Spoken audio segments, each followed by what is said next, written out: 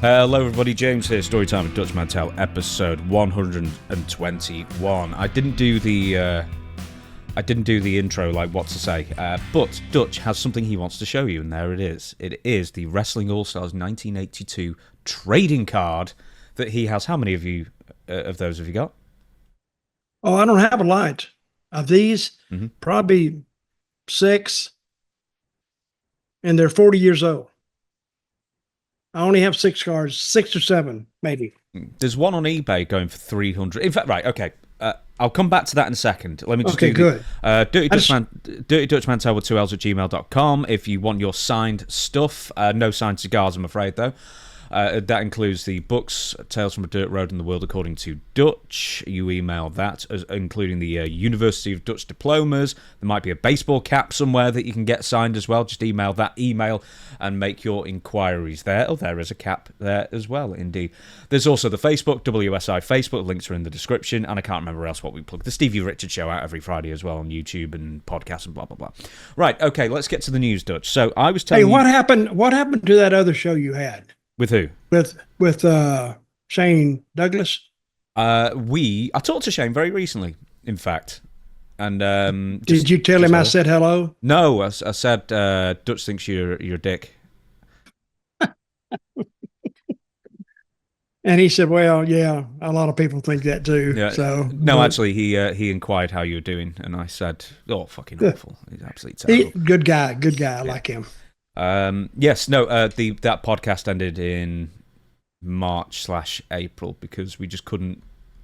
Shane was only available certain times, I was only available certain times, and we just kept missing weeks. We killed the interest, basically, in the channel. He's not in jail, is he? No, he's at large. Which is a subject we have today, right? You sent me this the other day, something about jail and wrestlers and stuff like that. Yes, I did. Should we? Did you read it? No, you never sent it me. I looked through my emails, I can't find it. Oh God! So now you're saying that when I send you something, you're not getting it. Apparently so. I honestly don't know what. Was this an article you read? Yeah, it was. Okay, can you get? You want me to resend it? You want me to resend it real quick? Yeah, resend it. In fact, I'm going to pause the recording while pause it right here. Okay. Dutch has sent me this email, and it's from Wrestling Inc., and it is a series of wrestling personalities that have been arrested. And the very, very... is this currently residing in jail? Yeah, most of them, well, not currently. Some of them are, and some of them aren't. Okay. First one is Tammy Sitch, a.k.a. Sonny. Yep. 4, what she do? Well, murder, really, but... yeah, that's recent. That's within the last year. And she's out drunk. Believe me, Tammy out drunk in a car and driving. And she hits this guy, 75 years old, 74 years old, and hits him right in the rear and kills him. And then she tries to get out of it. I think they let her out one time. And then they said, well, you better get her back because she'll take off. And she would probably. And she was out drunk, and she's already been, this was in Florida, and she's already been arrested 3 or 4 times for drunk driving. And what are all these laws supposed to do? This is, I sued the state of Tennessee over my granddaughter because the guy that was out driving, he had just been let out of prison for I forgot what he did, but he was in prison. But they let him out early, and then he ends up getting drunk and getting doped up, and then he hits my granddaughter and kills her. So and I was suing the state of Tennessee. What are jails for? Not to punish the public, right? Not to punish the person, but to take the person and really put him away so he can't kill anybody else.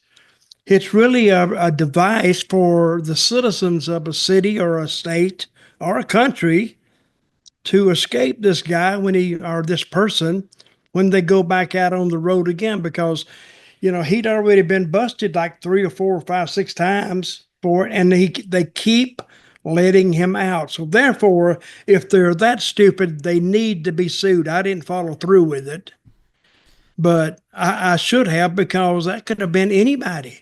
And finally, I had a couple of meetings with, and I was living in Tennessee then. I went down to the State House for all the, I guess, the representatives have their offices. And I went in there and I sat down in front of the guy. I said, I don't know what it's going to take to interest you and your lawmaker buddies unless it happens to you personally. That's why it always worked in wrestling. You have to make the person really to feel something like he could have been in that situation too. So they just look at you, well, we can do this and we can do that because I got to worry about this group over here. Now, what about the people that the damage has been done to? What about me? What about my family? And I told him that. I actually embarrassed him in front of some other people. And they finally came out with this law, and you can look it up. It's Amelia's Law, and it's exactly for people getting paroled or, early and getting out. That's what it was for. And the guy had already been out, and then he goes and he runs across two lanes of traffic and a divider, and hit my granddaughter. And he was high as, he actually passed out because he was so drunk and high.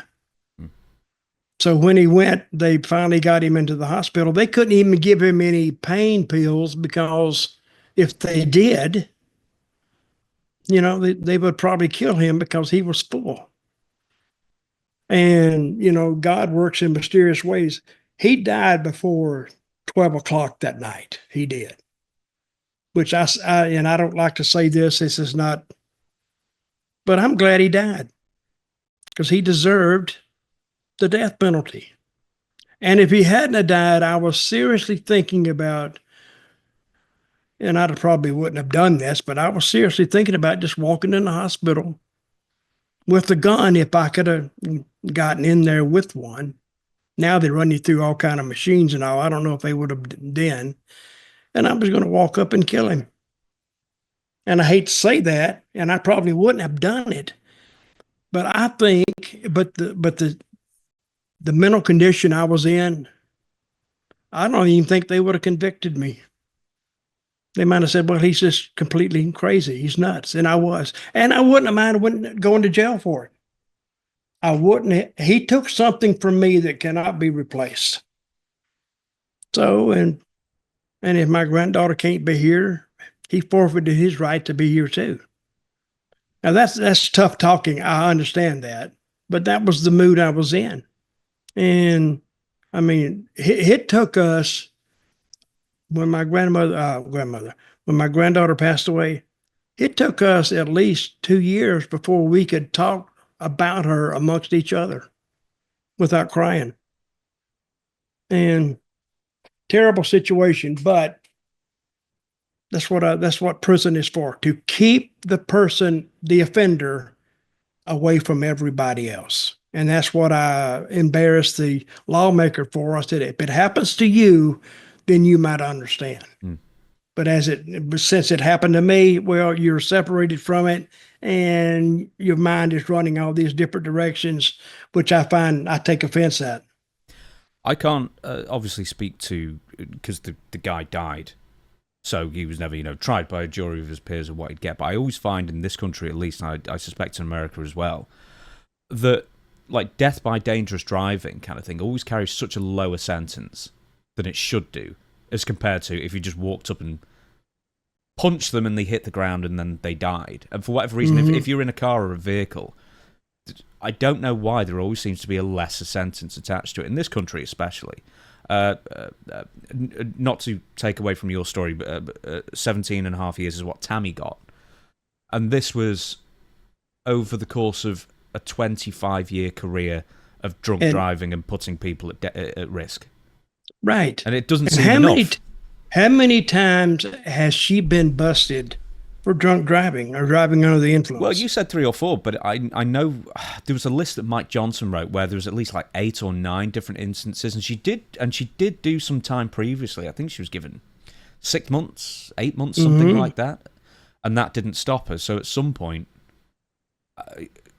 there's such a history of disregarding the law that it should play in to the sentencing, which it, even for 17 and a half years, I don't think was harsh enough. No, I don't either. And actually, what I push for, they call it now Amelia's Law in the state of Tennessee, and you can look it up. And what it is, it's their car has to be outfitted with a certain, I don't know, program, I guess, that when they get in the car, it checks them if they've been drinking. And otherwise, the car won't start. Now, I don't know about another car, but their own personal car, it checks them to see if they have any alcohol in their system, and the car won't crank up. It won't run. So I don't know how that works or not, but I think it is still a law, and it should be like that, because a lot of people out there just driving along and just talking about something else, and something's going on. All of a sudden, here comes this car, this drunk driver, and just hits them head on, or hits them in the side, or flips them over, but it kills them. And right up to that point, everything was fine, but except this guy, this person, could be a woman, gets out and think they can just go and drink and just do whatever they want. And that's why I told the lawmaker, I said, you won't understand this until it happens to you personally. Then it takes on a whole different meaning, and it does. So, but I hope that is still a law, because I have no sympathy in my life for anybody out drinking and driving. That's why the wrestlers used to have, they had 4 in a car.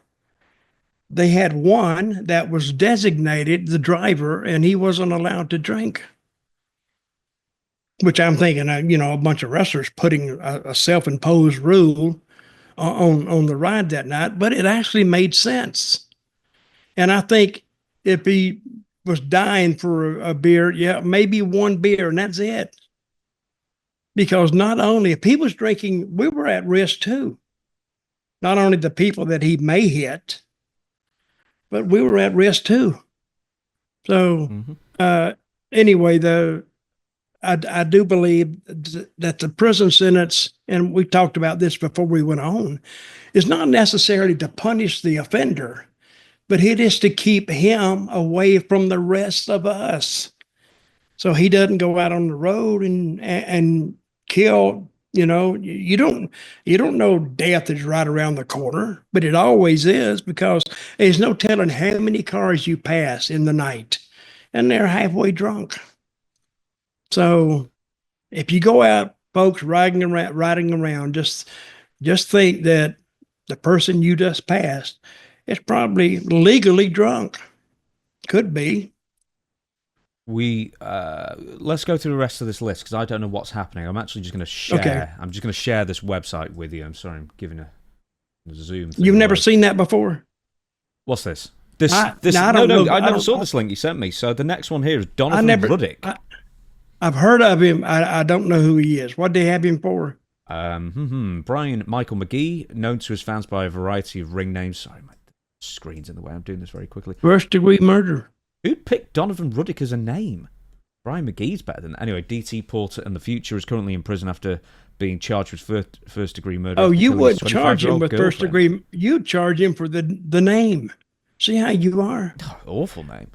That's worth a life sentence right there. Jesus, what is all with Tampa, Florida, I tell you? Just nothing but reprobates in Tampa at the moment, I tell you. Hey, that's where I am. Buck Zumhoff. I'm not in. Oh, yeah, he's a big F up. Yeah, a slime ball as well. The king of rock and roll, Buck Zumhoff, was trained by Vern Gagne, Ricky Steamboat, and the Iron Sheik, and worked in WCCW and the AWA, holding multiple championships. Didn't he have the boombox, that guy? Yep, he sure did. That's him. But didn't they have him for underage kids? Wasn't it his own daughter? Am I thinking of Minors, someone yep. else? Face legal trouble for the first Misconduct time in with a 86. minor. I think That's another situation I have very little tolerance for. And I've been around quite a bit of those guys. Once again arrested in May 30. Keep in mind that he did 36 months in 86, and then the WWF hired him. So Yep. let's keep in mind that they were still hiring Mel Phillips at this point and Terry Garvin, etc. The victim reported the abuse after seeking therapy. It's a female relative, between 1999 and 2011. So there you go. Boy, I tell you what a business I picked to get in. It's a lot of fun, but it has a lot of, degenerates in it. I'll go as far to call them degenerates.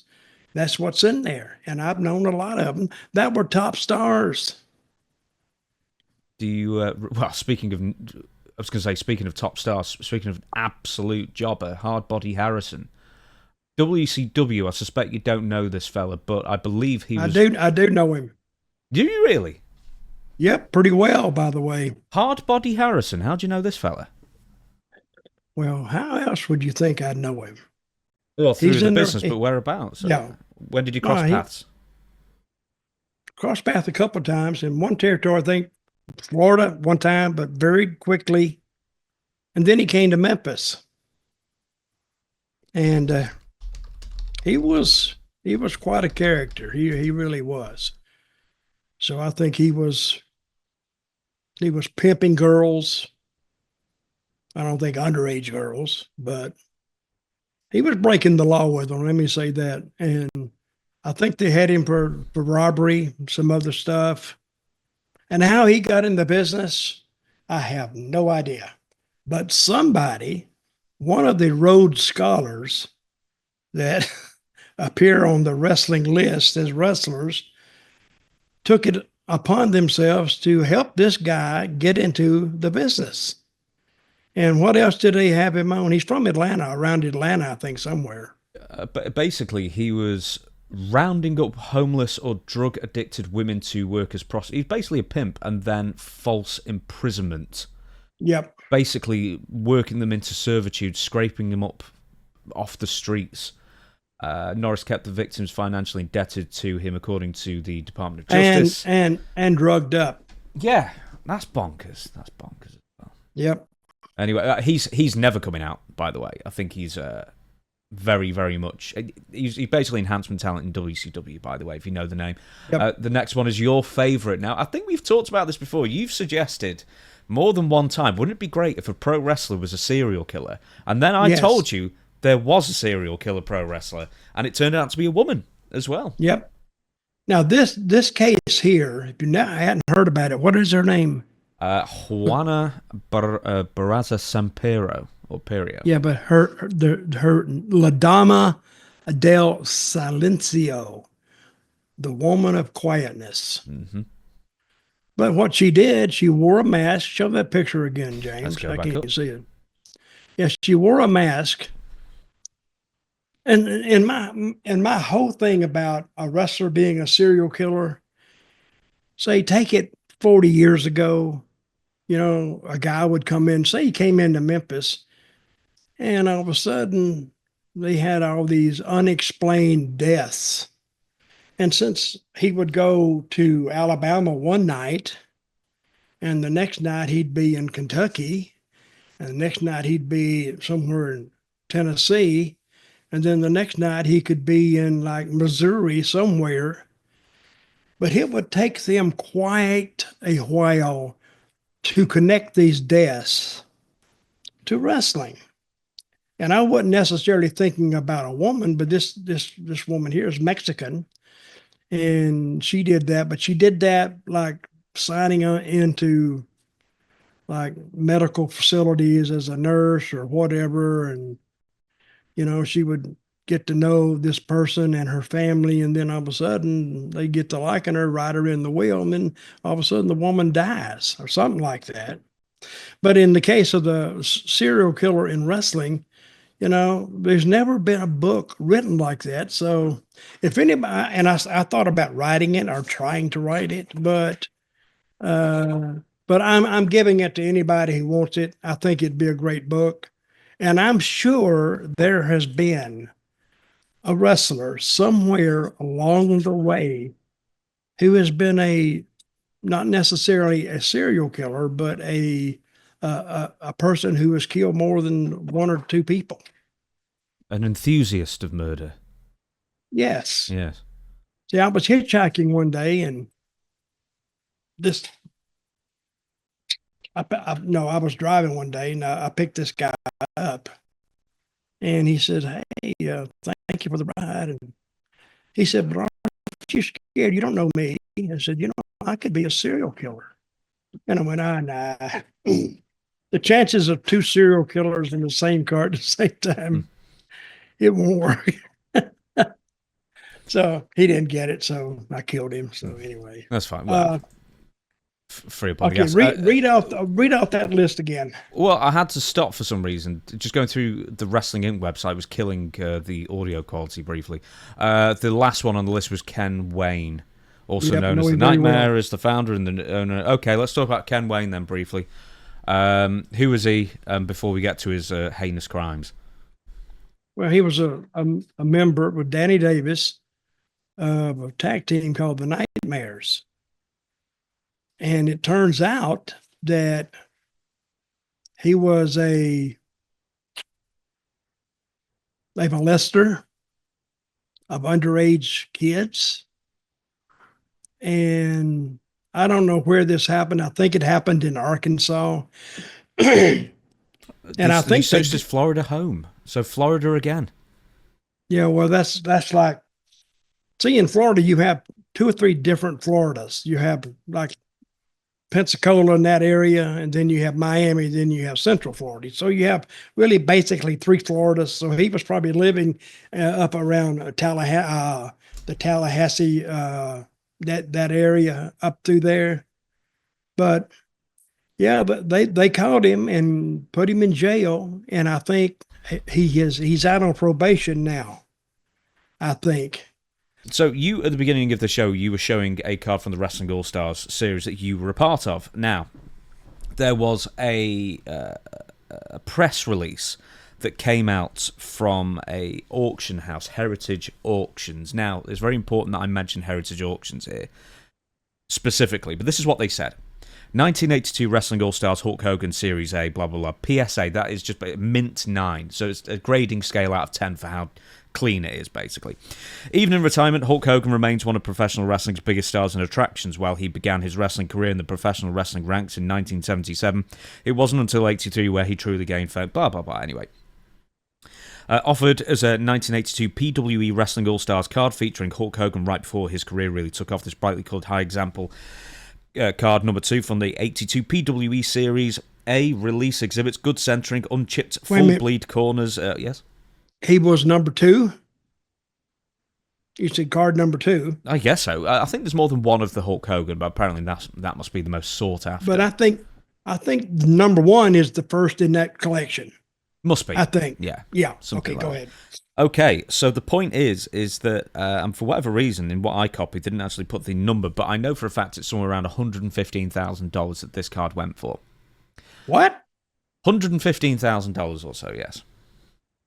That somebody bought it for $115,000.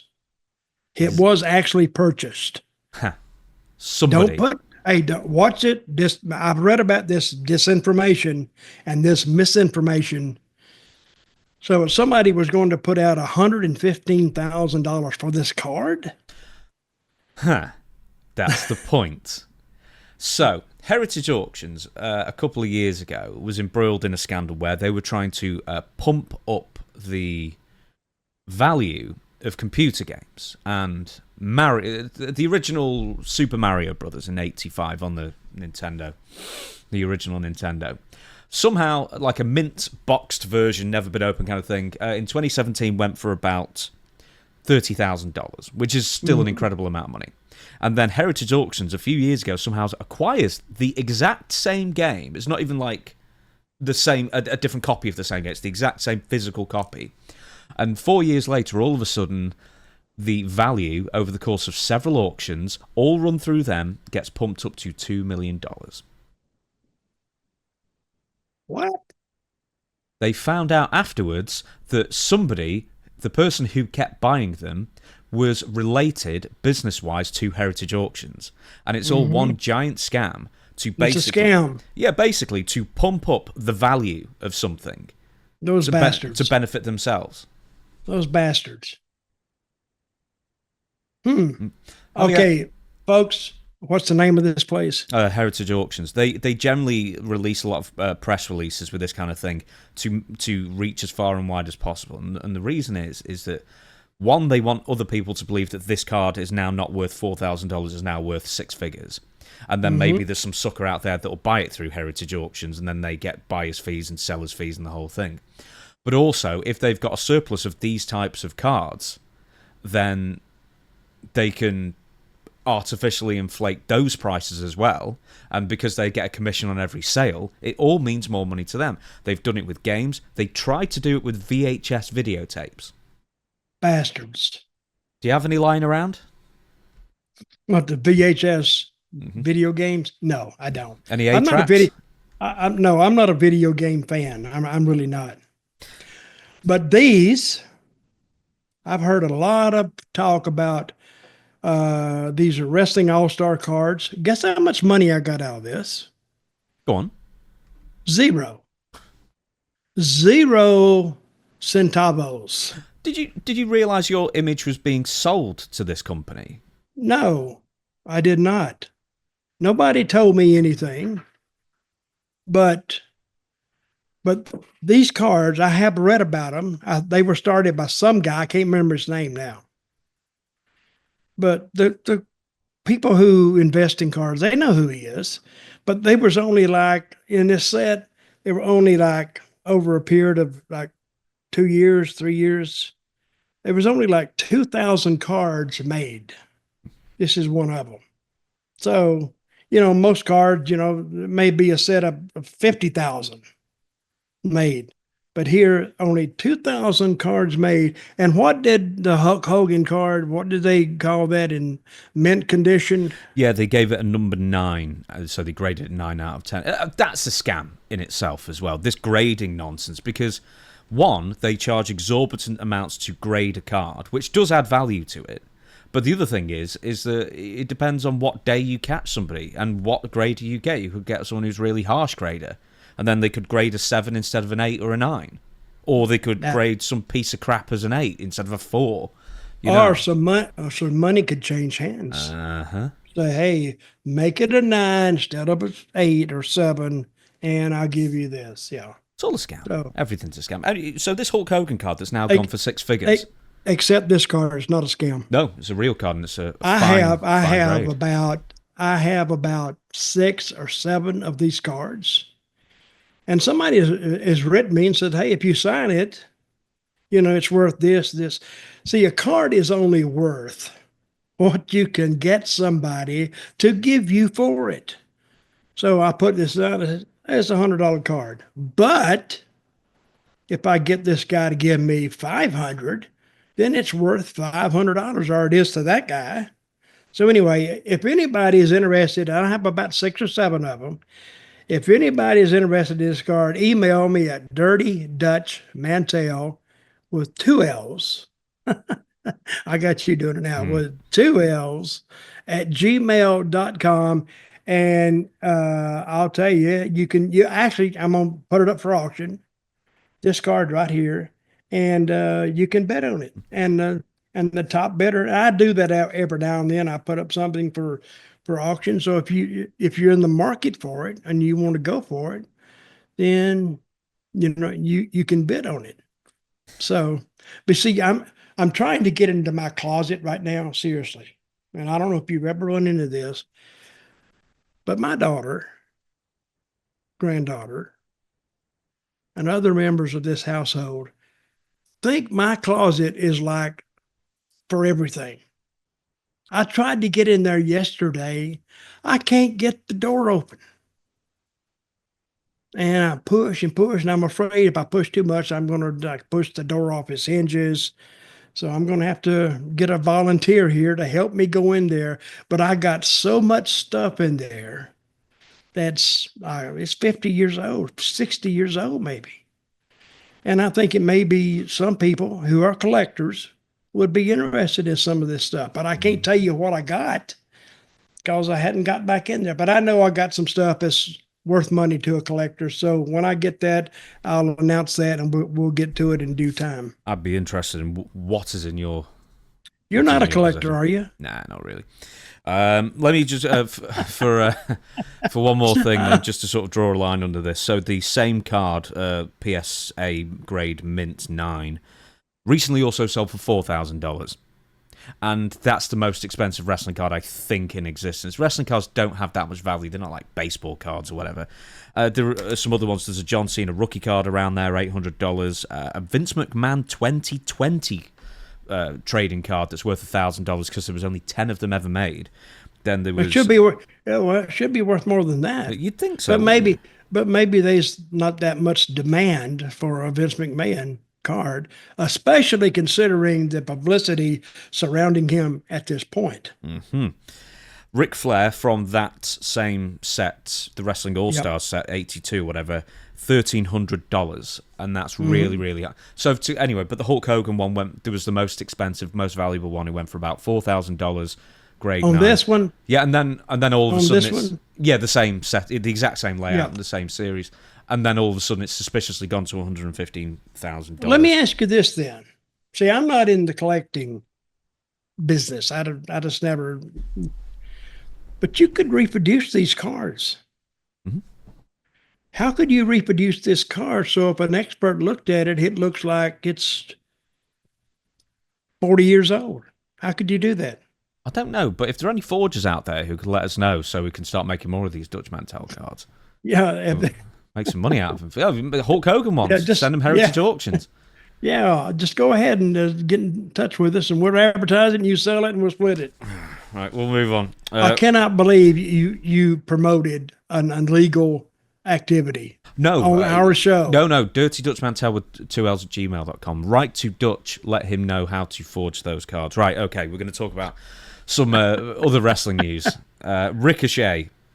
Right, did you read what Ricochet said? I read that, and I don't know what to make of it, to tell you the truth. But go ahead. What did he say? It's rather boastful, I think. Anyway, I don't know if he was even doing a heel, but he seemed like he was just talking normally. Anyway, he said that AEW, to a point, would not exist without him, and Will Ospreay wouldn't really be on the map without him either. So, here's the quote. I'm not saying I'm the sole reason. I'm just saying if there wasn't Ricochet, there wouldn't be AEW. I'm not saying... Yeah, apparently so. I'm not saying I'm the sole reason that it happened, but I am saying that what I have done with Ospreay and Pac and AR Fox, with Dragon Gates, with PWG, with everything, overseas, New Japan, everything I've done in my past career helps set up a world where AEW can exist. There's more to say. Like, let's just deconstruct that sentence. So it's all Ricochet's fault. I guess there was no other wrestlers before all that bunch. See what I mean? He was saying the style I use, and this guy uses, we've made it so popular, we've made it so cutting edge that we're actually responsible for the creation of a whole new promotion in the United States. That doesn't make a bit of damn sense. I mean, I'm saying, well, if you want to go back that far, just keep going back to the Jack Lundus days or the Lou Thez days and the Pat O'Connor days, because they wrestle professionally. So that doesn't make sense. What else did he say? He continues. I'm not saying... he's not known as he's not a Rhodes Scholar, but he's not stupid, but he's not a Rhodes Scholar. But go ahead. I mean, honestly, when I read this, I thought he was just doing like a bit, like a promo kind of thing. Then I watched the video of it, and he just seemed like he was really earnest. I'm not saying it's just me, it's the Young Bucks, it's Kenny Omega, it's Ospreay, it's everybody. I'm just saying without Ricochet, there would be no Ospreay, really. You know what I'm saying? All of us guys are passionate. Without that, there would be no AEW. It was like, didn't he just waltz into AEW 2 months ago? Yeah, have you checked the AEW ratings lately? And they're covered up in these guys. Apparently, run of the mill wrestling fans aren't buying it. And I've said it 1,000 times. You got to have the story and let the wrestling follow the story. You have the wrestling, then the story, then the story carries the wrestling. I mean, if you just want to watch, a tumbling exhibition for a while, yeah, you can watch that. But put a tumbling exhibition with a story, you may have something.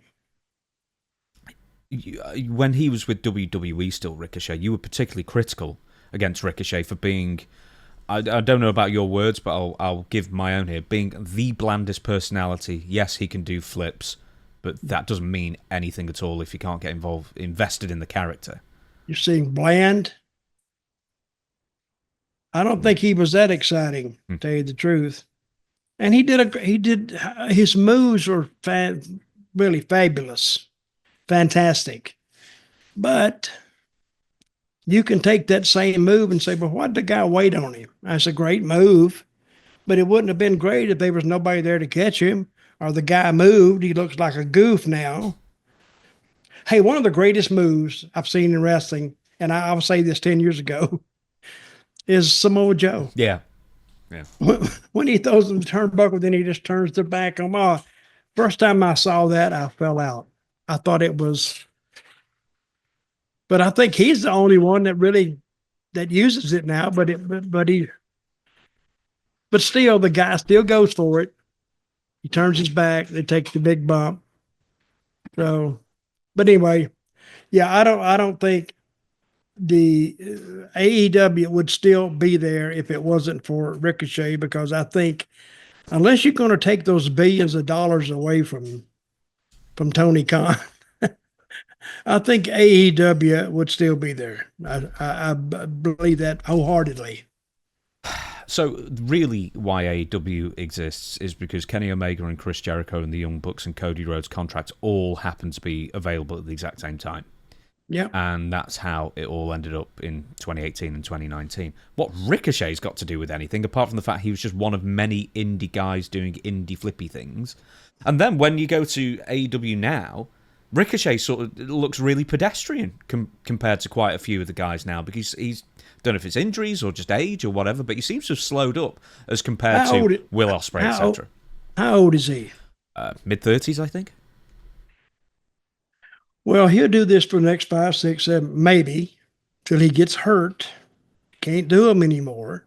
Hope he saved money, and I hope Tony gave him some good money, which you can't get a right amount on what Tony pays anyway. But I'm sure if he got some of those guys away from WWE, he's paying them pretty well.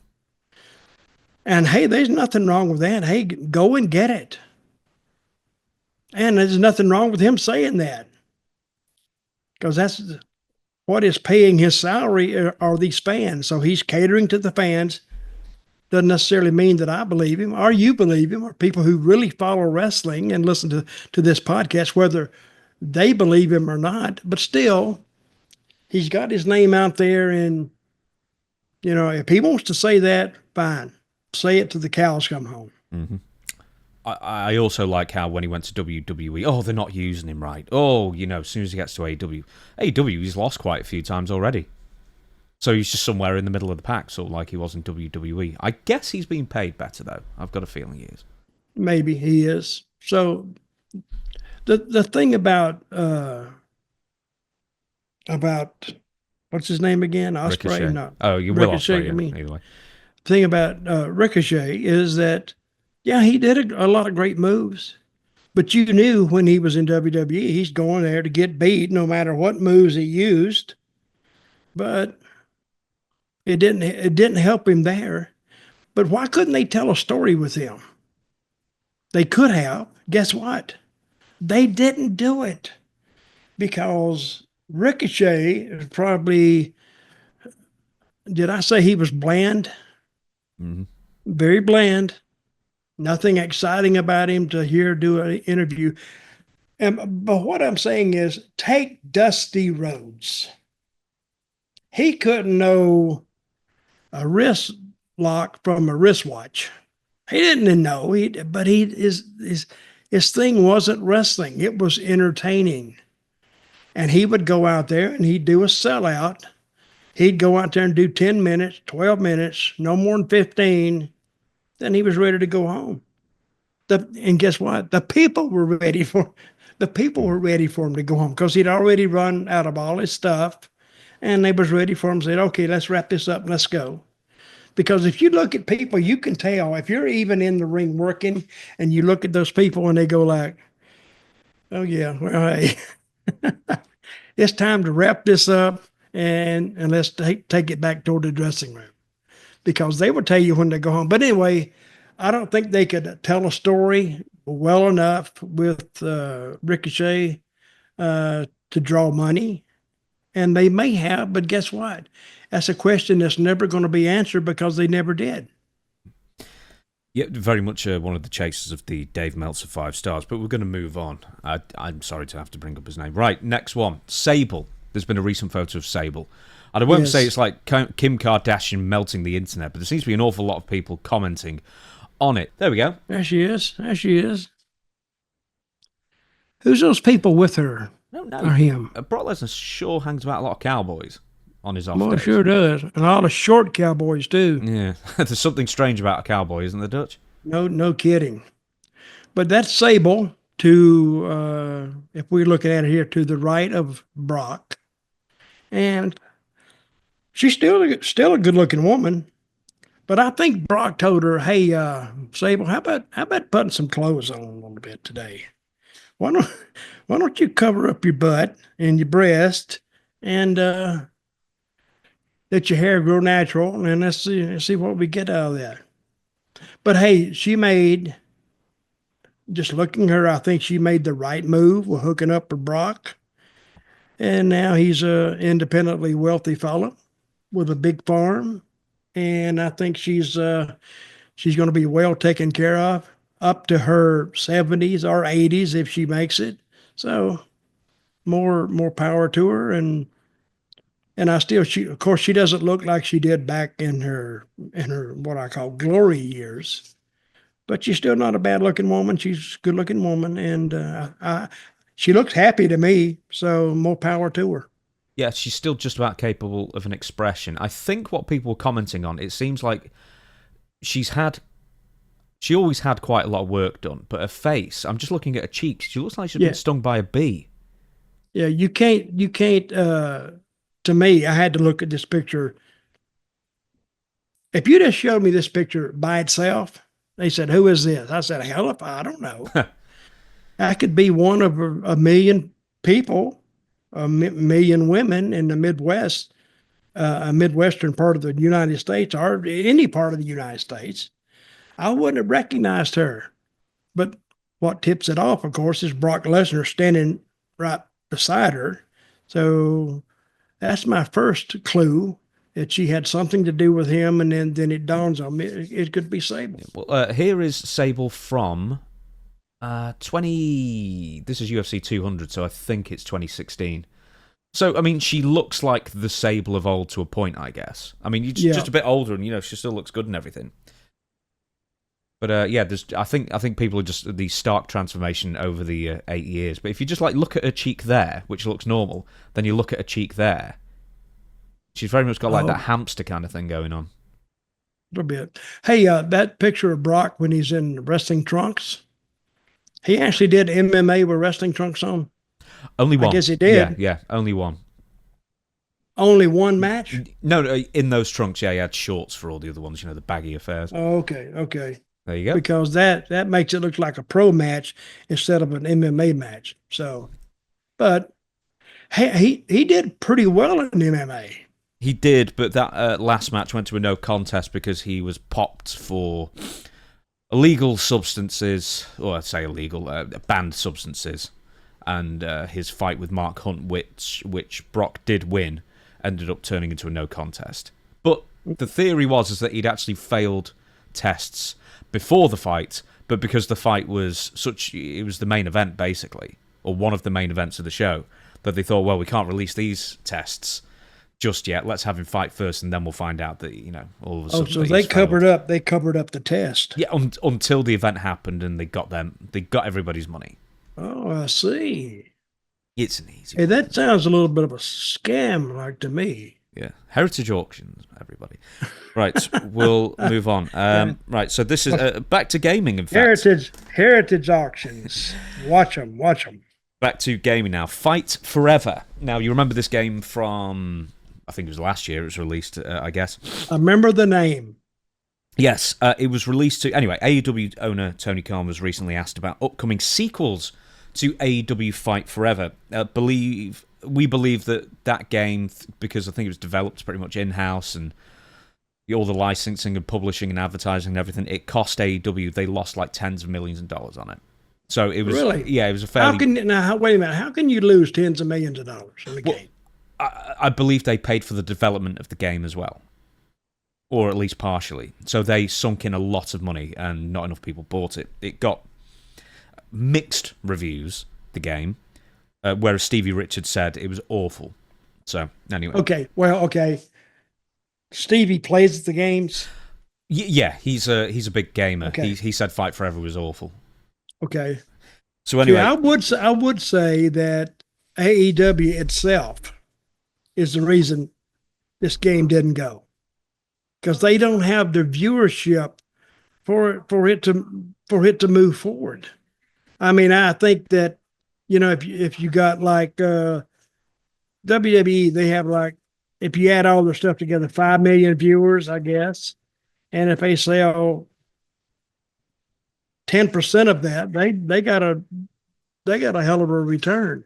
But AEW doesn't have that reserve in the tank that would get the word out about this. What's it called? Fight Forever? Yeah, but the thing is is that games are really very much sold on the reviews, even maybe more so than films are or TV shows are. People are likely to give something a go for one episode, but if it's a game, you're more likely, I guess, just to buy it and hope for the best, or at least read reviews first before you even try a demo. So, that being said, TonyKhan said, I think it was a great experience for us and it's going to be an important focus. This is when he was asked if there was going to be a sequel. Yeah. For AEW as a multimedia conglomerate and a worldwide corporation. Definitely, it was a great first entry. People can still play AEW Fight Forever all over the world, and we're finally supporting that, fully supporting that right now. I should say, at the moment, on average, for the PC, 11.2 people are playing AEW Fight Forever at any one time, which is the highest it's been for a year. Wait a minute, 11 people? On average, yeah. In the world? In the world. On PC, yeah. Right now? Yes.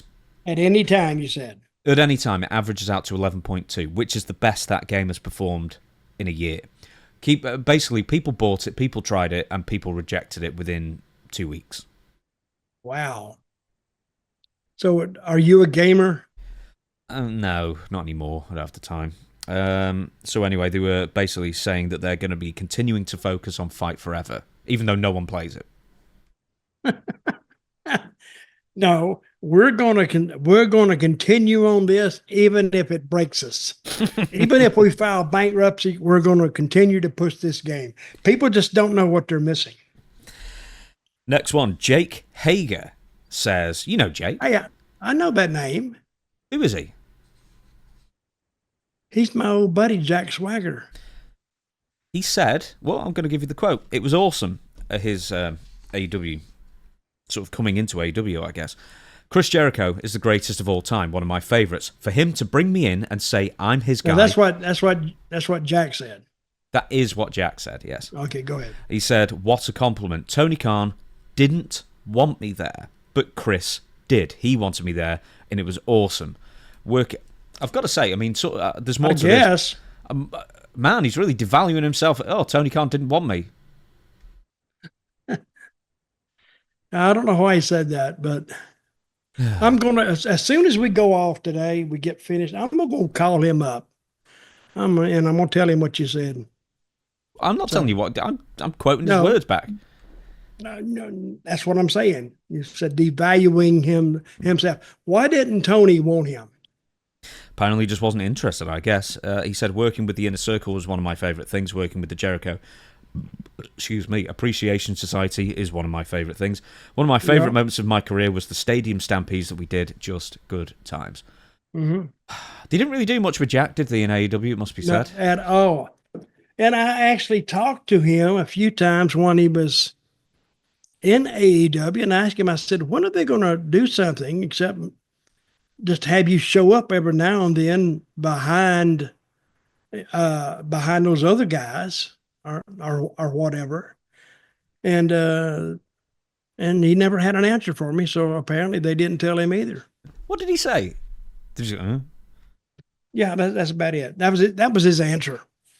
You know, a lot of his answers riding down the road. And that's why that I would carry on the conversation and Jack would just go. Jack did all the driving. A good driver, by the way. And he just listened to me and he just drive on. And I said, there's a stop sign down here. Okay, stop. There's a red light. Oh, let's turn here, you know. But I would work that in my conversation. So while I was driving down the road, I'd be talking about a variety of things, a multitude of things. And Jack would just be listening. So never really.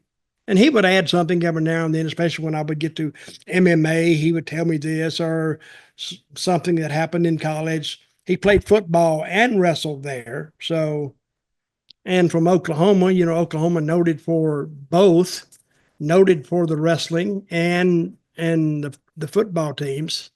But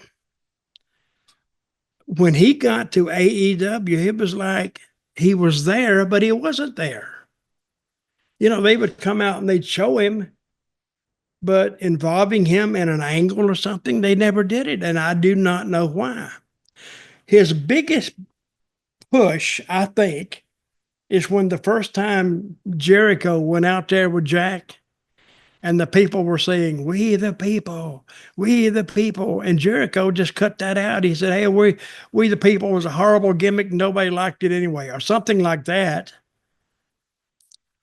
So if they were hollering something like that, I would have kind of went with it a little bit just to keep them saying it. It's not trademark infringement, though, is it? I mean, you know. No, one thing about we the people, I can say it. You can say it. Anybody can say it because nobody owns it. The people do own that. It's in the Constitution. We the people is in the Constitution, so it belongs to everybody. Believe me, if WWE could have owned it, they would have. But since it's in the Constitution, no, they can't do it.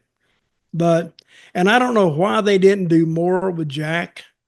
I think they had a match with him and what was his partner's name? Cesaro. At one point, they had a tag match, I think, and that's it. I don't know why. They faced off against each other on opposite teams of some sort of like war games. I know it wasn't war games, but some sort of war game style thing. And then they faced off, and then everyone chanted "We the People," and then they didn't do anything about it. Just moved on. So maybe, but right. Next one, Ray Fenix. We're talking about him for the second week in a row because he has continued to make social media posts. He's actually deleted quite a lot of them now as we speak. Anyway, he was complaining, you don't know the real story and, something, he wants to go to WWE. You know the whole story with Fenix. He wants to go to WWE. TonyKhan got wind of it and he basically extended his contract for injury time. So his contract's not going to be up till summer of 2025 now.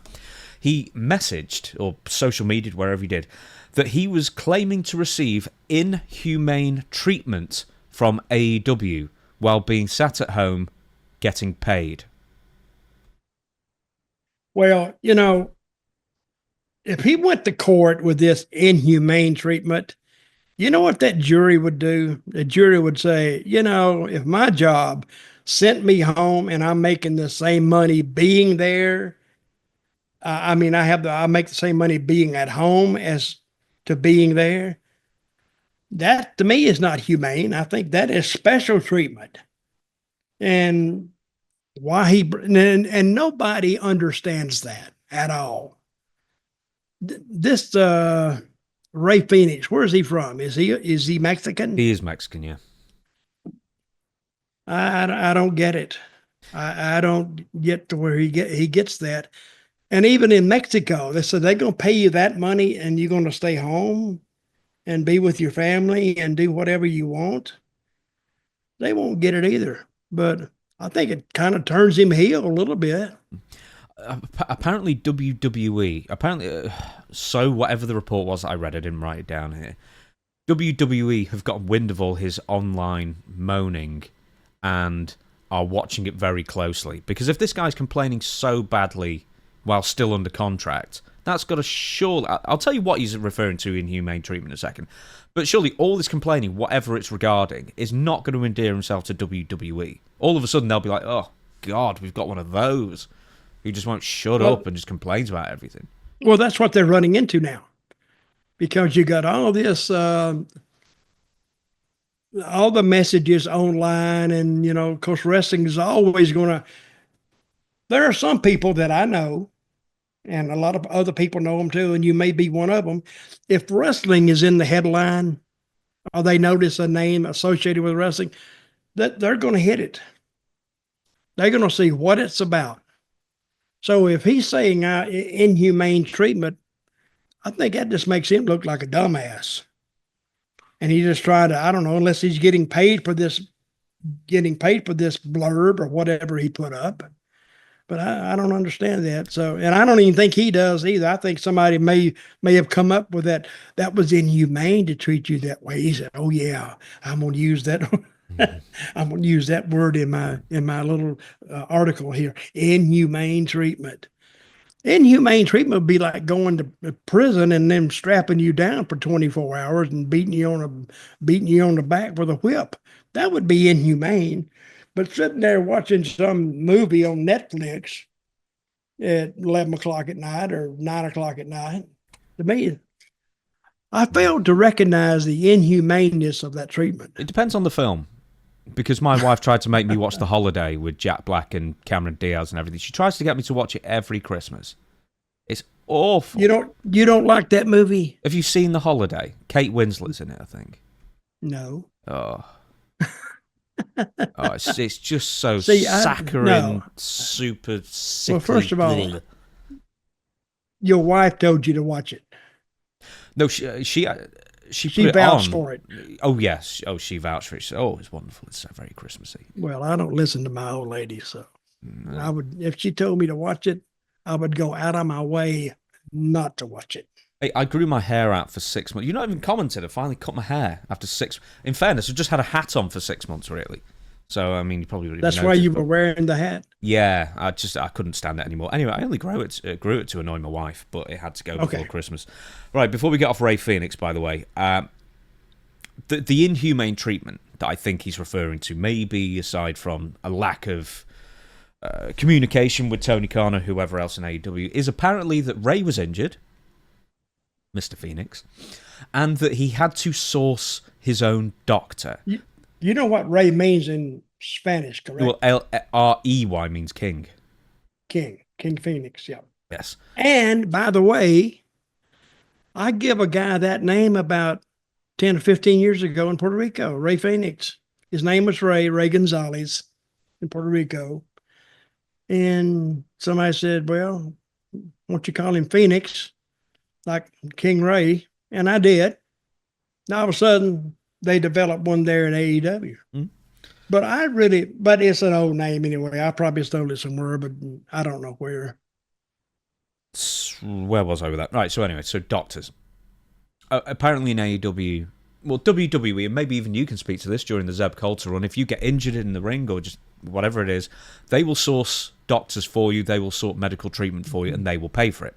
AEW does the opposite. You have to do your own finding of medical personnel and book your own surgeries, and then AEW will then reimburse you. In 2024, is this such a big deal? CM Punk complained about this last year when he had a torn triceps. He had to deal with his own doctor, had to deal with his own medical stuff. I mean, these are quote-unquote independent contractors. Is it that big of a deal? What do you think? I don't think it is. I would rather use the doctor that I chose and use one that they want me to use. Did WWE help you with the broken leg? Oh, yeah, they paid me. Yeah. But I didn't break my leg on They paid me, but they didn't. But I broke my leg just by standing up. I standed up, and my right knee went, and my left knee, my left leg, I broke it in the femur in two places. Now, how do you do that?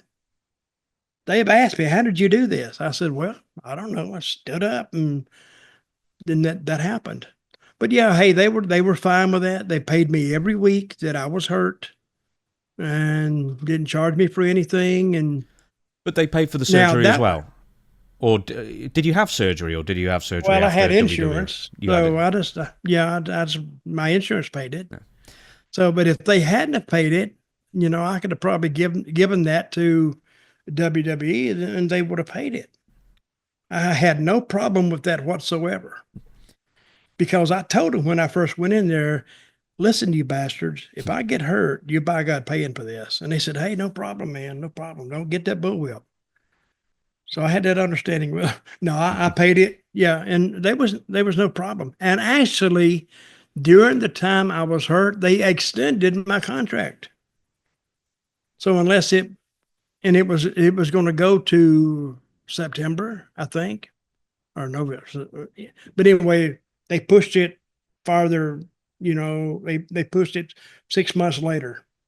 Because I was But hurt. They continued to pay you for that extra 6 months. Yes, they did. There you go. So I have no complaints about that. I can't believe you weren't sat there just stewing over the fact that you had to walk all the way to the mailbox. I was mad as hell. Yeah, every time I went to the mailbox, I was thinking, by God, my check better be here. I'm calling my attorney, Stephen P. New. No, I got another attorney now. Yeah. Stop calling Cornette's attorney. Yes, that's what I do. Let's move on. We were talking about injuries and inhumane treatment. Well, anyway, Bronson read his leg injury. So, unsurprisingly, a 350-pound man diving off the top of the War Games cage has ended in a broken foot. Bronson Reed was about to hit the splash on Roman Reigns until a big splash off the top of the cage, I should say, on Roman Reigns until CM Punk rescued Roman at the last second.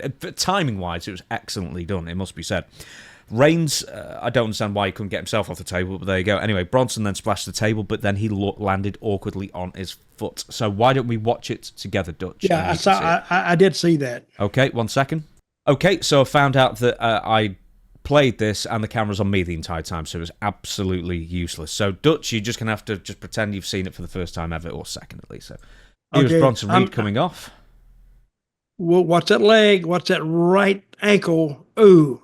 And he weighs 350, 360 pounds.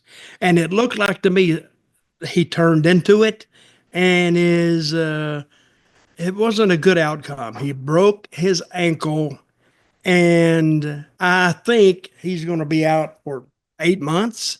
Yeah, he's going to miss WrestleMania because of this. Right, okay, so how's that happen then, in your opinion? What do you mean, how's it happen? Why has he landed on his feet first anyway? Well, he's a big guy. What I'm saying is, and he's not used to doing moves like this. His moves are mostly power moves. And I think he was a little hesitant to do it to begin with. And I think that added to the injury. So I think he has some reasons that he turned wrong. And I'm sure he doesn't go home from off the road every week and said, I got to get in the ring. I got to do this. I got to teach myself how to turn without breaking my leg. Apparently he was, he didn't learn that well enough, and he ends up breaking his ankle. So if I was him, I said, I'm going to call my attorney. I'm going to call Adam Burbrower. That's who I would call. He's the new Stephen P. New. Adam Burbrower, just keep pushing it as much as you can. So, Mr. Burbrower, when you have some new clients, you could chart them down to me. So treat them right. On the Stevie Richards show yesterday, Stevie suggested that basically because Roman Reigns was on the table, that this was maybe Bronson Reed's way of making sure that Roman was out of the way before he went through the table. Do you know what I mean? So instead of going like just body first, land on feet, then table in that Could sense. be because he was, I didn't even think of that, but it looked like Roman, I'm sure this was a set up spot, but Roman was trying to get off the table, I think. And then who helped him off, did you say? Punk. Punk. But it didn't look like a botch. It didn't look anything like that, just a little bit late. And the guy who broke his ankle was trying to maybe hold back a little bit to protect him. But in the process, he got hurt himself. Right. So one dive. If I was happened. Roman Reigns, I would send him a $5,000 Christmas gift. That's what I would do. Guess what happened? Guess what happened 2 minutes after that dive off the cage? Somebody else got hurt. No, both. Jimmy Uso dived off the cage. Did he know that he'd broke his ankle or he'd hurt his ankle? No, it was nothing to do with Bronson Reed. Bronson Reed was out. Reed was out. Jimmy Uso then dove off the cage onto Jacob Fatu, and actually. And what happened there? And what happened? Somewhere in the match, we don't know exactly where. He broke his toe. Yeah. And who else got hurt in that match? Was it Tangaloa? It was one of Haku's kids. Tangaloa. That sounded like a dance. Yeah. Tangaloa. See what I mean? That was his original name. They changed it to Tonga Loa. Would you believe? Oh, that does sound better. Tangaloa. Tango is a dance from years and years and years ago. Yeah, it was one of Haku's kids anyway. The point I'm making is that why would you book 2 cage dives within 2 minutes of each other? That's a good question.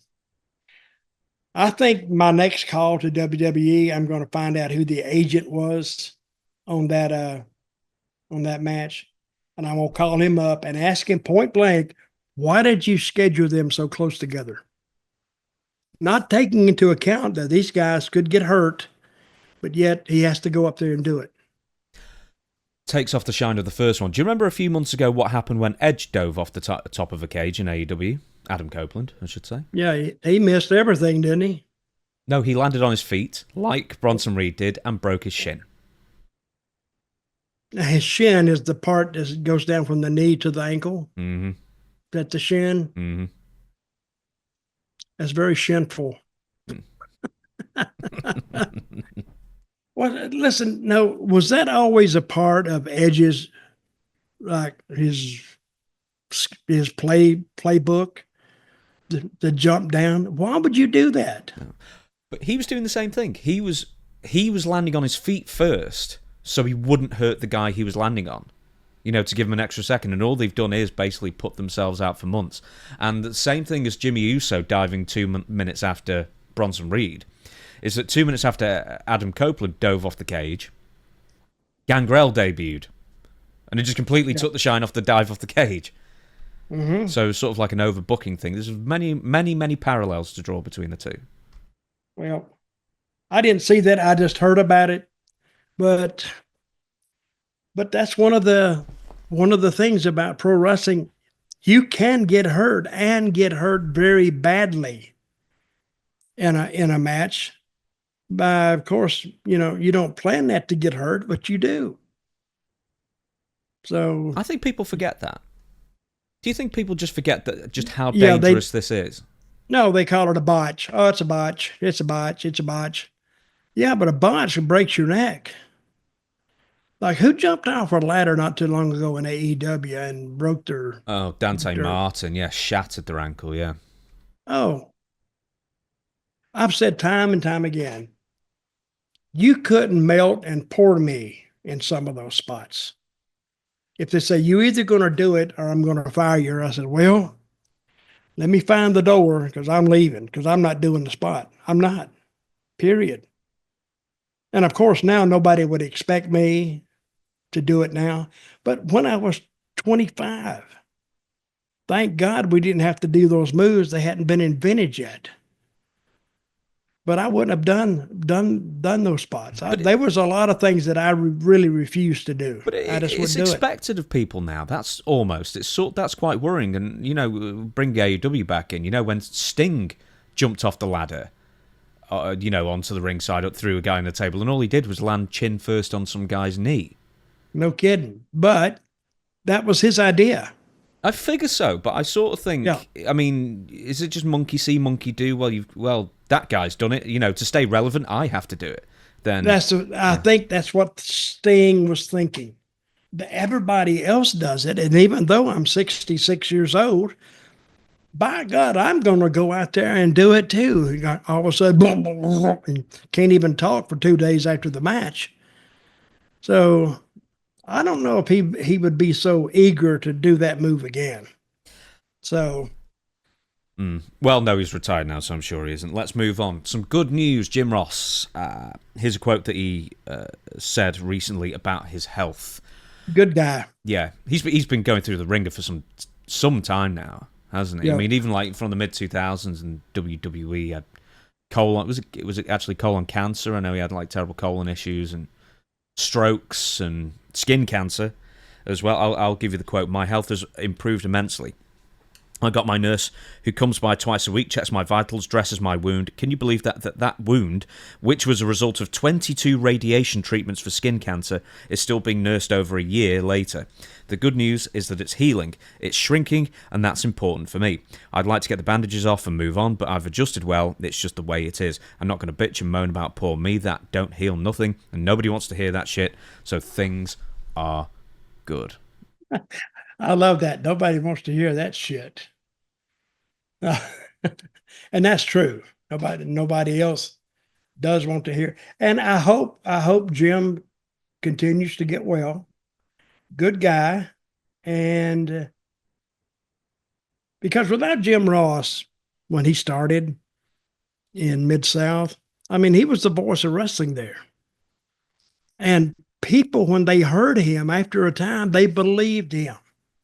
Like they believed Lance Russell in Memphis, and they believed Jim Ross in Mid-South. When he said something like, "Oh my God," they would really believe that he was concerned about a guy's health or how it's going to come out, or why was a guy doing this move, or how deadly it is, or how awful it could be.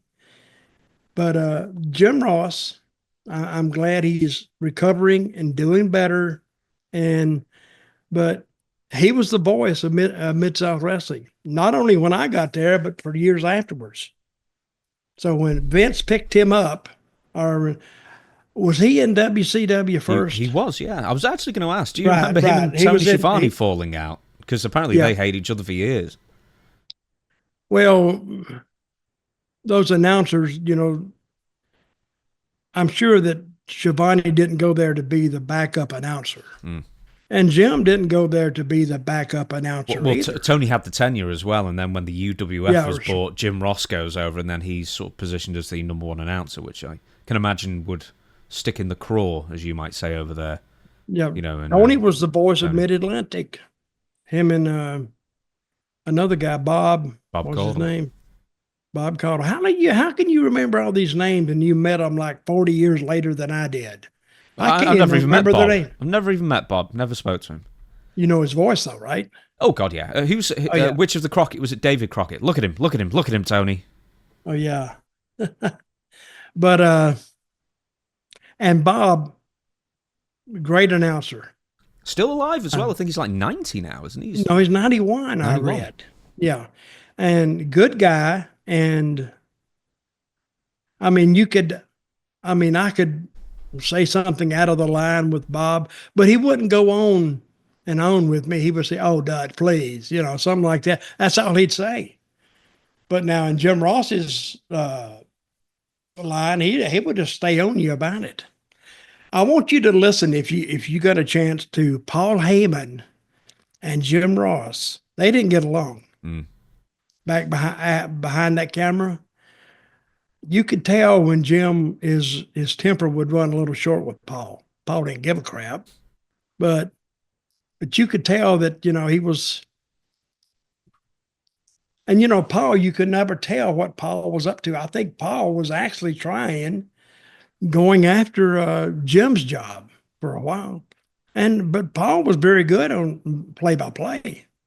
He's good, but play by play as a heel, you're trying to get yourself and the talent over.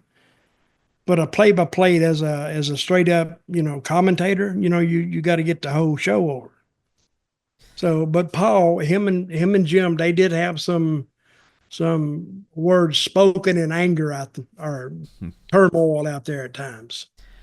Jim Ross, when asked about returning to AEW television, I'm going to be at the next AEW pay-per-view. It's going to be emanating from Orlando later this month.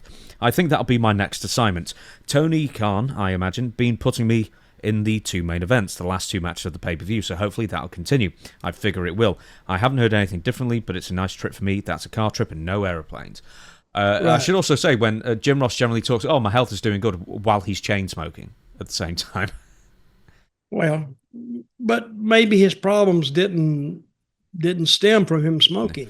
People have said, Dutch, your health is, your health isn't as great as it once was. Why are you smoking cigars? I think people need to realize that you've never smoked a cigar in your life. No, I've smoked a cigar, but I haven't smoked one in probably 15 years. Because I can't smoke cigars, they knock me out.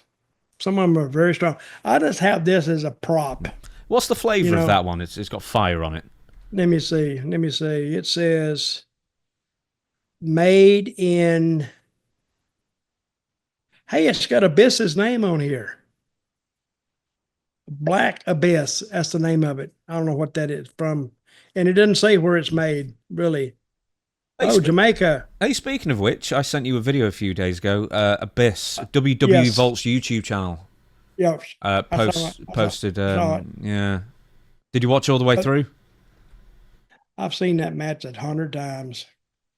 That's from Puerto Rico. Mm-hmm. Yeah, I saw part of it. But Abyss was good. And he's working against Eddie Colon. Mm-hmm. And some damn hole in the wall town in Puerto Rico.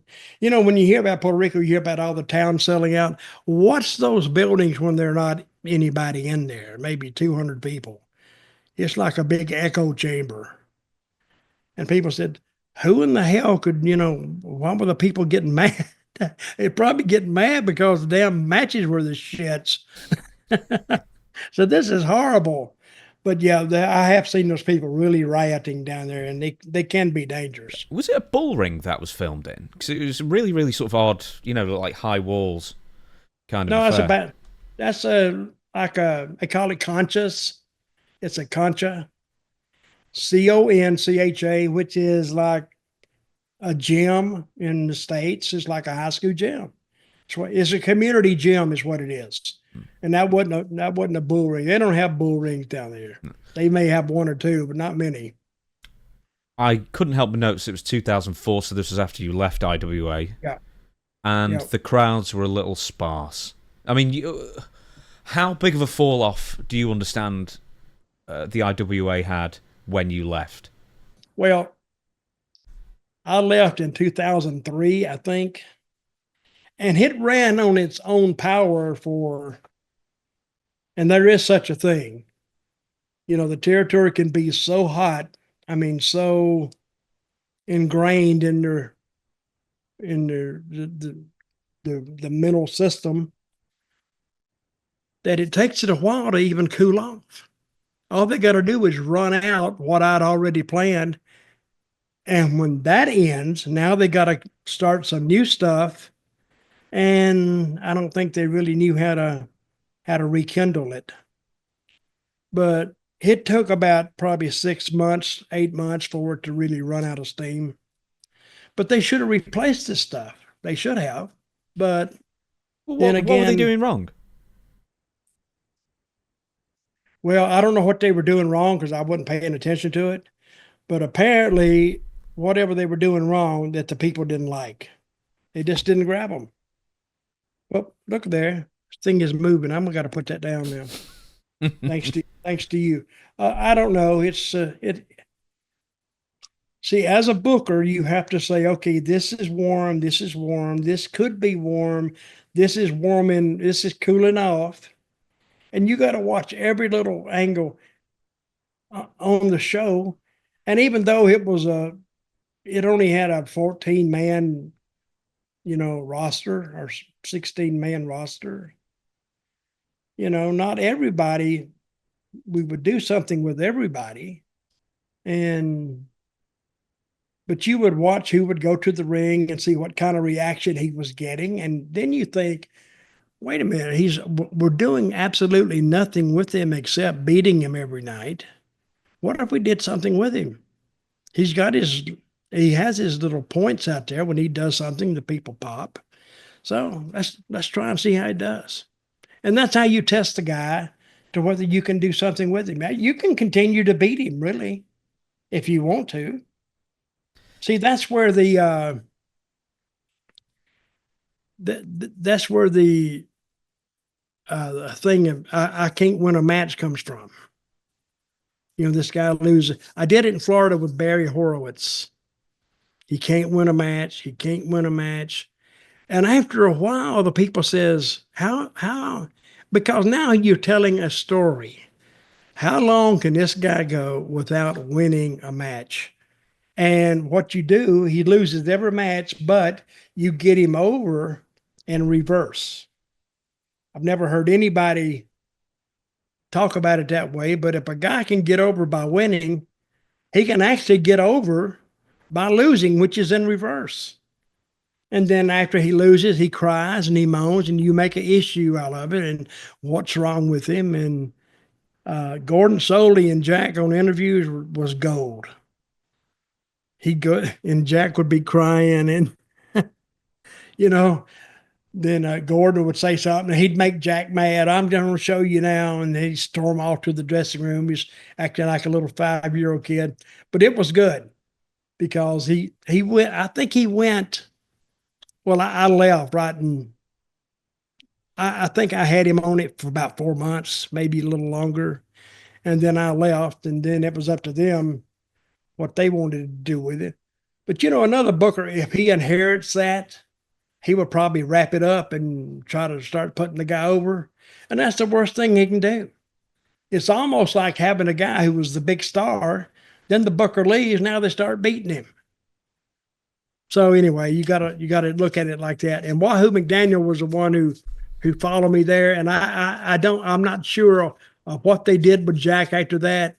Jack said they tried to do it, but then it just wasn't the same. We shall move on. We've got two more things to talk about now. Wrestling misses a Vader-like character. This is from Eric Bischoff, who said this thing on his podcast. I've never had this thought before, but I really miss Vader. I don't mean personally, but I miss a character like Vader. Somebody that was so massive, so powerful, and such an intimidating character. I mean, he's about as believable can be in the world of professional wrestling. And I miss characters like that. He was tough to work with at times. There were two Vaders. There was the nicest, sweetest, most gentle guy in the world, and there was the most obnoxious, aggressive bully. You never knew for sure which one you were going to get. So a character like Vader, is that just missing these days? Well, I think it is missing. And the same character is a Stan Hansen or an Abdullah or a Bruiser Brody. Characters like that that lacked wrestling ability and skill, but yet just went out there and just beat the living crap out of you. The closest one I can think of right now is what's his name? Waldo. What's his name in Walter. WWE? No, Gunther. No, who you talking Gunther. Yeah. And he uses a few moves, but he takes his time. And I don't know, do you remember a guy called Johnny Valentine? Mm-hmm. Johnny Valentine went out there, and as far as wrestling ability, he could stand there and just slug away at you. But he did it in such a way that it became, after you watched it, it looked believable. Because this guy would, if you hit him in the jaw, he'd sell that jaw. And then later on, he'd come back and he'd get a hold on you, but he'd still sell what happened 2 minutes earlier because it was still hurting him. By rights, if it had happened in an actual match, he'd be doing the same thing. But Valentine set attendance records in Mid-Atlantic, him and Wahoo McDaniel, because when they went in the ring, and believe me, You can say what you want to say about wrestling. And I've heard people say this. He said, I know it's all set up and it's fake and all, but that Wahoo and that Johnny Valentine, they hate each other. Because when you would sit right on the front row or as close as you could, or you could sit 10 rows back, you could still hear the chops. And even in the big arenas, you could hear the chops way up top. And when they would leave, their whole chest would actually be bleeding sometimes from the chops. I had one guy, I didn't have him, but I heard that and you know who I'm talking about. What was his name? He was an announcer in Smoky Mountain, Les Thatcher. Mm-hmm. He actually quit the business at one time because of Valentine. He saw that he had a bunch of matches coming up at Valentine. He said, hey, I'm not doing it. I don't blame him. He only weighed like 190. He said he would get me in there and he would just beat the crap out of me. I'm not doing it. He said, I'm not making enough money. And he said, and they had to, I think, had to replace him in that little run. It's like 2-week deal. You know, I was going to do a little deal and they put somebody else in there. But they took Les out and put somebody else in. Then after that was over, he came back. He said, my body cannot take it. He actually quit. He didn't quit the whole time, but during that part, he actually quit. And I think he told them why he quit. So, and I think even the booker, I can't remember the booker name now, George Scott. George Scott told him, he said, I'll tell him, take it easy on him. Nope. Once I'm in there. And if he hits me the first time, I'm going to leave. And that's going to confuse the people more than me staying in there. So I just won't make any of them. But, well, speaking of bringing it back to Vader, people quit the business rather than wrestle Vader as well. Well, he was I never wrestled him. It was a damn good thing, too, because I would have bull-whipped about 50 pounds off him. See, you got to realize that what the guy has at his disposal. You know, a bullwhip, you could always say, oh, I threw it wrong. I threw it, or you moved, or you did this. You know, you have a 10-foot bullwhip and you hit somebody. Accidentally, you say, and it pops the guy, yeah, that hurts like hell. So, but and I never wrestled him, but I have seen some guys, if I'd have been them, I'd have went ahead and just left. But then some nights he was easy, you know, and all you got to do is you just got to sell him like he hit you with a hard shot. And there was no need to hit you with a hard shot. Just the little shot would do it. But in Wahoo's defense and in Valentine's defense, they went to the ring with the understanding, both of them, that they were going to beat the living crap out of each other. And that's when the people, you know, they would be watching, not like, oh yeah, I'm enjoying this match. They'd be watching it like this. God dang, they're killing each other. And then the blood comes down. You're going, my God, what the hell is this? But once they get the taste of it, and they're wrestling fans, I mean, every time these guys face off, if they could go to the match, they'd go. Because all the matches were more or less the same, except the brutality. Because they beat the living crap out of each other. We are going to finish on one final story, and this is something that made the rounds some time ago, and I believe it was a Joe Rogan interview that The Undertaker did some time ago. And basically, people have called out The Undertaker, Mark Calloway, I guess, on this statement he made. He don't give a crap. Well, he's made $20, $30, $40 million, so he don't mind. He's laughing. He's absolutely laughing. That being said, people call BS, let's keep the swearing down, on me when I told Joe Rogan and told back in the day that people carried guns and knives in their bags, he laughed. There was BS called on me. How do you get through TSA? There wasn't a TS8 back then. We were in the car. I'm telling you, man, it was a whole different ball game back then. It was the wild, wild west. I'm so happy that the business has evolved to where it is now, so guys don't have to worry about it. You just didn't mess with the people. There were fights, but you just didn't. So, in your... I think you said before that Bill Dundee carried a weapon with him. But, I mean... the guys all used to carry weapons with them. Well, I was going to ask, I mean, who did? Taker's Who was famous? Right. They were right. They would carry, like... They'd carry chains, knucks, guns, mostly handguns. But I know some guys who would carry the long rifles. Oh yeah, he's right. They would just, because when you go out of these buildings at night, hey, where's TSA then? They ain't nowhere around. And you know all of them have weapons. So you cannot go out, say you did something in some little town or whatever, and a guy comes out and he's half drunk and he's got a gun. So what, you're not going to have a gun? He could just kill you if he wanted to. So yeah. And if anybody called out Taker, they need to talk to some people who have been around the gun and knife.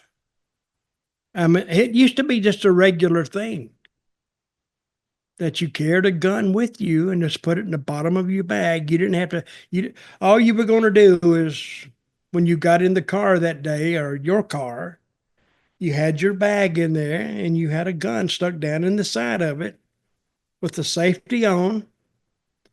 And you take the bag in the ring, in the building with you, set it down, and the only one that knew it was there would be you and maybe a couple of your buddies that you traveled with. They knew, and they had one too. So did you? And it was who's that? Did you? I didn't. I never had a gun. No. You just needed a bullwhip. I just needed a bullwhip. Well, yeah, but see, some guys, I don't know why they carried the gun. I don't think they carried the gun for the wrestling fans. I think they carried the gun for just the road, just for that. But I never carried a gun. Well, if so many people did, because why if did you a not guy feel the pulled need a to? gun, well, yeah, I didn't feel a need to, because I would tell him to get the gun and aim it at me, and I would take it out right out of his hand with my bullwhip. And then it would fly up and I'd catch it. I said, "Oh, not so brave now, are you, cowboy?" No, I never, but I have seen a lot of guns, and it was the 70s had guns, the 80s had guns, I guess the 90s too. But where it was more prevalent is the 60s. Now I'm going back a long way now. And then I don't know about the 50s. I never heard. I didn't even know anybody who worked in the 50s really. But a lot of guys had guns. So, and a lot of guys had guns because the other guys had guns. They saw that, so he went and got them a gun. What was the territory with the most wrestlers packing heat then?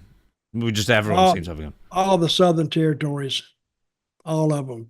Florida, Georgia, Carolinas, Tennessee, Texas. Because you'd have to look at what kind of culture you were traveling in. Everybody else had a gun. And this is not necessarily for the wrestling fans. It's the culture you were riding around in. So a lot of guys had guns, a lot of them. But you unless you saw in their bag whether they had a gun or not, you'd never know. Did you ever experience an incident where someone got their gun out, to scare fans away or some other reason? Apart from Dave Schultz shooting at, hawks or whatever, down the road. David had his out about twice a week. I'm trying to think. I remember the Assassins. Tom and Jody, they always had a gun. Always. Because the reason they had it, of course, they wore that hood. People were afraid of them. And a lot of times they took the guns because people would throw things at their cars. So if they got out with a gun, people would get away from the car, and that would deter anybody else from throwing a rock at the car if you get out. And a lot of those old time heels and a lot of the baby faces had guns. It was just hell. You walk in there, it was like a damn. You'd need an anti-gun zone to keep it from filling up with guns, because everybody, I would say out of back in the 70s, if you had 10 guys or 12 guys in the dressing room, 5, 6 of them have guns. Were there any weird weapons that people carried, like a single-shot musket, or like a medieval mace, like that ball with a spike on it? Yeah, the mace never did catch on, really. No, it catch on your skin, I'm sure. I'm saying, but it never caught to where people would have that. I think they would be embarrassed by having to use mace. And I've seen it, but it wasn't very prevalent. I was thinking of a mace rather than like pepper spray. Like the one. That's what I'm saying. It's like a handle with a chain, and then it's a metal ball with spikes on it. That'd be really, really interesting. Now you're talking about a whole different thing. Yeah, I'm talking about medieval. I'm talking about medieval implements. No, I war. did not. I don't even think the guys would even know what you were talking about. No, right then. Okay. But the mace, the spray and mace. But I've actually thought of that. I really would. Yeah, I'm surprised that not more people carried that around with them, because it seems fairly easy, to conceal and explain away. I think mace now. I mean, I don't even think mace was even invented back in those days. You ever think about that? Mm. That's when we would throw things in people's eyes. We'd throw salt and stuff. That's going to be coming up in Ask Dutch Anything, in fact, on Tuesday. And is it really? Speaking of Ask Dutch Anything. I read that somewhere. Yep. No, it was in the format that you've given away for Tuesday. So on that basis, we're going to shut down the show, everybody. Thank you so much for watching. We will catch you again for Ask Dutch Anything, that's out every single Tuesday. And to... excuse me. Is your visage... If anybody wants this card, call me up. I will sign it. Now, if you want to trade it, I won't put your name on it, but I will sign Dirty Dutch Mantell, and I won't put damn Zeb Colter on it or anything. Why don't you sign it Vince Russo? Why would I sign it Vince Russo? I don't know. Just put someone else's name on there just to ruin the value of it. That would ruin the value of it. If I put Ric Flair's name on here, it's going to ruin it. They say, that's not Ric Flair.